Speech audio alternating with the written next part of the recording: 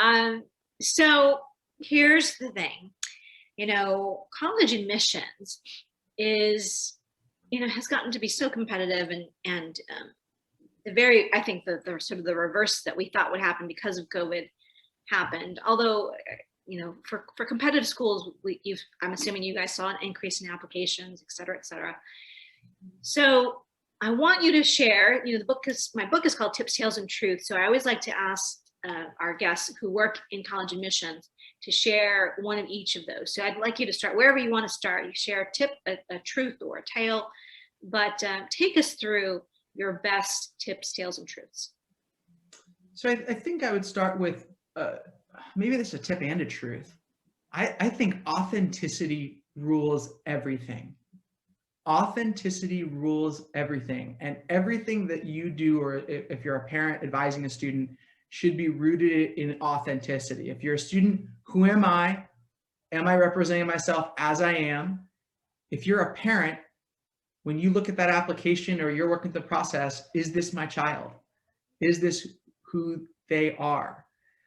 And I say that because when we're looking, I think so many folks are trying to produce an application in this process that is going to get them in, and they're trying to make themselves look impressive to a college or university.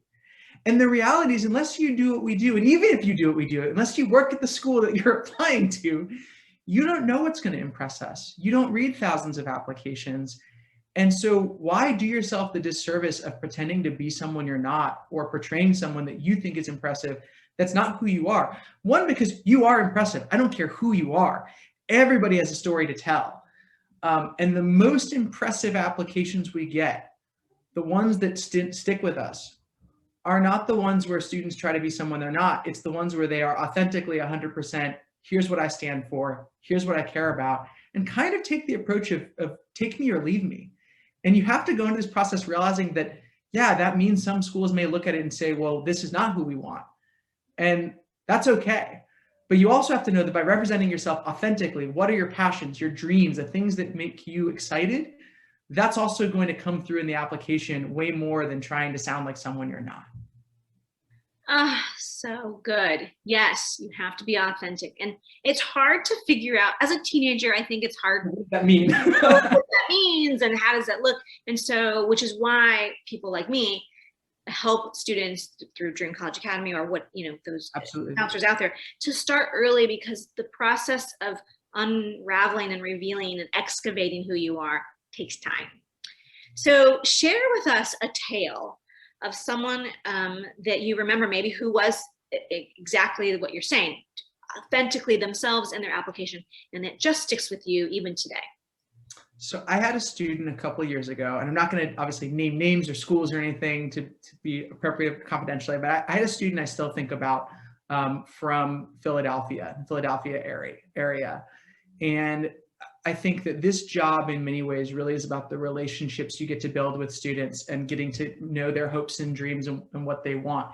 And I met this student on a visit to their high school, and they got pulled into this meeting by their counselor. They were not looking to go to California or San Francisco. And I remember today because the student, almost because they were caught off guard by meeting me, we're not turning it on to be impressive. They weren't trying to, back to this authenticity. They weren't trying to be someone they weren't. The student was like a little nervous, like, oh, who's this California dude in a suit sitting in my counseling office chatting with me about college? And the student stands out to me because we had we had a great conversation, not just about college, but about what the student was doing. They were writing for the literary magazine. They were working on their art. And they just talked about what they love to do living in the city of Philadelphia and how that translated. And we actually had a lot of conversations about how does that translate to your college experience, right? So this student, I remember, loved saying how they loved just walking through the city parks. And they knew that time with themselves walking through the parks, that was something they wanted to be able to do in college as well. And I'll cut the story at the end. The student didn't end up attending USF. They didn't end up coming to my school, even after we met a couple times, right? We did the initial meeting, and then I got to interview the student in the interview process, and then obviously they applied, and then conversations after admission. And ultimately, they didn't choose to come, and that was okay. But what stands out to me about that interaction was the student was so 100% themselves. They weren't trying to be someone else. They were authentically talking with me, realizing that, and I think as we would encourage students to do, we really want to be counselors. That's what admission people see themselves as. We're not salespeople. Obviously, we love talking up our schools because we work for them, but she has such insightful questions about how is this going to serve me, and is your school going to be the right place, that when she didn't end up coming, I wasn't surprised, but I appreciate that we could have that dialogue to figure out where was going to serve her best. And sometimes that's just as good as when a student attends your school. Sometimes it's just as good as when they don't, but you know they made the right decision for themselves. And to me, that just is one that sticks with me, and one that I always try to remind students is, see the counselors that you chat with, any of these admission people. Yes, we're trying to get you to come to our school, but ultimately we want you at a place that's going to serve you, and come to us with that realness, and we will try to give it right back. So good. What a great story. And I love that she was open to having that conversation with you, right? And probably, and discovered maybe she wasn't ever going to think about applying, and she ultimately did. I think you said maybe I made that up. Maybe it was he. No, she applied, she applied, got admitted. But we had the conversations about kind of at that point too. I met the student in the beginning of their senior year. Obviously, we're having the conversation about attending in April, and what she, her priorities had kind of changed and clarified, and that's a good thing. That was a great thing in my mind. And it was kind of fun to see that process go forward. You said that you all like to be counselors. So I'm gonna wrap up in just a minute, but my last question on the list is why do you do what you do? So you've said so much. There's a lot of golden nuggets that you've dropped here, and hopefully people are taking notes. But can you encapsulate, in a couple sentences, what gets you up every morning? Why do you keep doing the admissions work? I like to ask this question because it reminds our listeners that you're human. We're human. So I think I have to go as a job and then as a career, I guess, as it goes. As a job, I love this work because I get to do something different every day. I think to be personally fulfilled, I have eclectic interests, and I love that one day I might be doing a presentation, the next day I'm working on a data process, the next day I'm working on a policy. I love doing different things every day. The reason I do this work and what gets me up is knowing that I get to impact thousands of students and families with the work that we do. And what I always try to frame to my colleagues is, yes, I work for the University of San Francisco, but what we do at USF is part of a larger conversation around policy, around access to education, around increasing equity. And if we can make decisions even at a small institutional level that are models for the best practices of equity and access, we can impact not just the students that are applying to our school, but we can impact the rest of education. And so the kind of big picture side of things. So often people ask me, like, why do you stay at a college? It's very traditional, I think, in this field, where folks might go from being in a college admission office to being a high school counselor or working in a school. And I love working with students one-on-one, I do. But what keeps me going is creating policy and working on procedures and decisions that can impact students en masse and hopefully shift the needle a little bit more towards equity and access.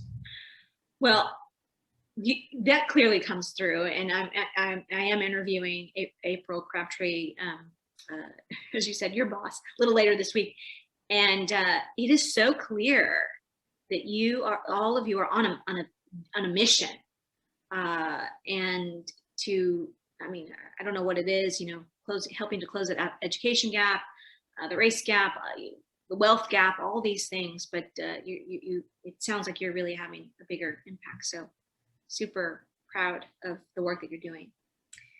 Okay, hold tight with us. I'm going to do my closing, and then we'll say our goodbyes, and you can wave at the screen here. So today, Jon has been able to share some tips and some truths and some tales and some real golden nuggets.